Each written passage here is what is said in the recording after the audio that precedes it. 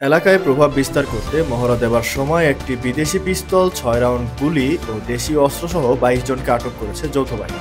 গত ২২শে নভেম্বর বিএনপির অঘোষিত কিশোরগঞ্জ ৫ আসনে মনোনয়নকে কেন্দ্র করে রাজনৈতিক প্রভাব বিস্তারে কিশোরগঞ্জের বাজিতপুরে নান্দিনা এলাকায় দেশি ও বিদেশি অস্ত্র নিয়ে মহড়া দিতে দেখা যায় বিএনপির জোট প্রার্থী ও বাংলাদেশ জাতীয় দলের চেয়ারম্যান সৈয়দ এহসানুল হুদা ও তার সমর্থকদের।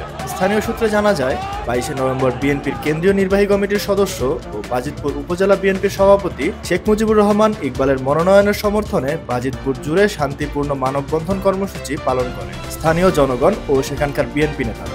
এ সময় তারা কিশোরগঞ্জ ৫ আসনে জোট নয় বরং বিএনপি থেকেই মনোনয়নের দাবি জানান। ফলশ্রুতিতে সৈয়দ এহসানুল হুদার নেতৃত্বে তার সমর্থকরা প্রতিশোধ পরায়ণ হয়ে অস্ত্রশস্ত্র নিয়ে বিকেলে মহড়া করে এবং এক পর্যায়ে প্রতিপক্ষের উপর হামলা চালায়। এই সময় সৈয়দ এহসানুল হুদা বিএনপি নেতা ইকবালকে উদ্দেশ্য করেও বলেন। এছাড়াও এহসানুল হুদার সমর্থকদের বলতে শোনা যায়,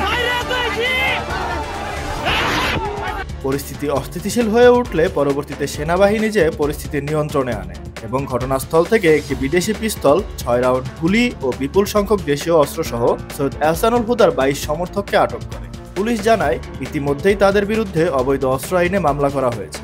এছাড়া এলাকায় শান্তি বজায় রাখতে সতর্কতা বৃদ্ধি করা হয়েছে। ডেস্ক রিপোর্ট, বেতার কেন্দ্র।